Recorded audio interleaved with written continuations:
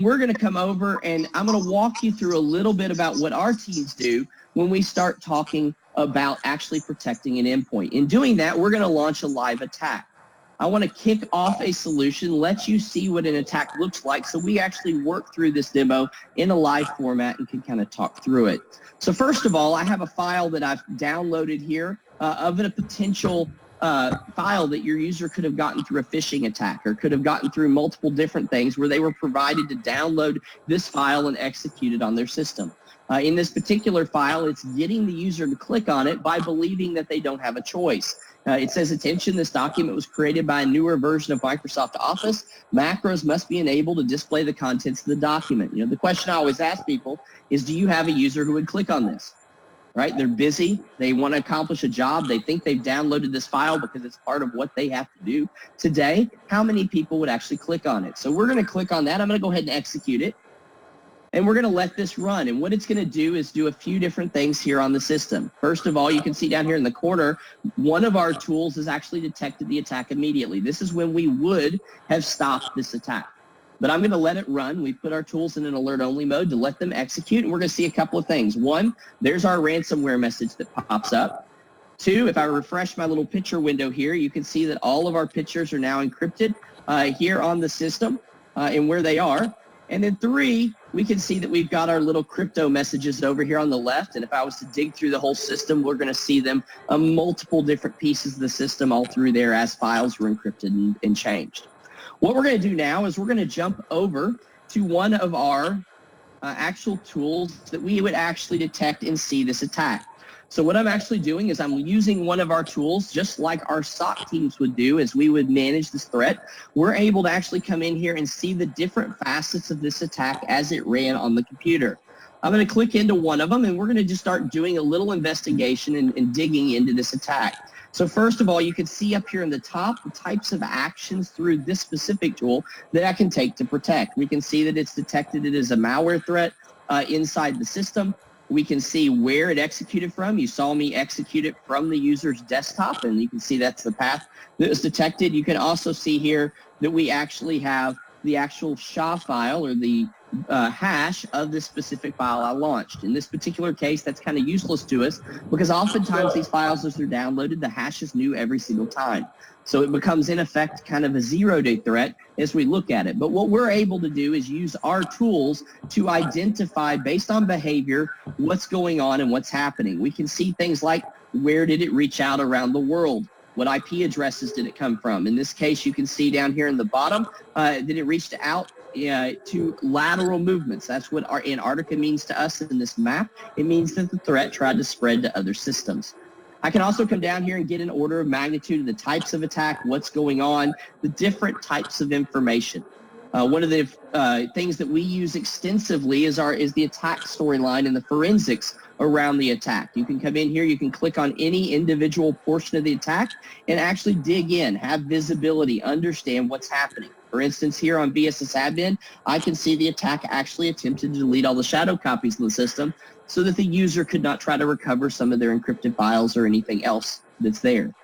We can also drill down a little bit further and actually look at the full forensics of the file. So every single file that was touched on the system, the registry key that was modified, in this case it was an auto-run registry key, meaning if we had rebooted the computer, it would relaunch a similar attack or a worse attack maybe on the system as it came back up.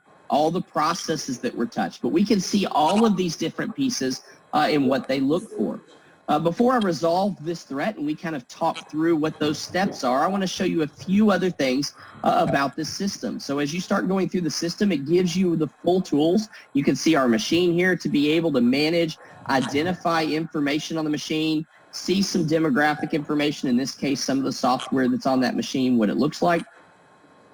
You can manage exclusions. This is one of the things that our SOC team works with you through. Is there's certain things that are detected inside of a customer environment. We have multiple levels of ways that we can deal and make sure that we don't have false positives and clean up, both by hash, path, or even by certificate signer identity if necessary.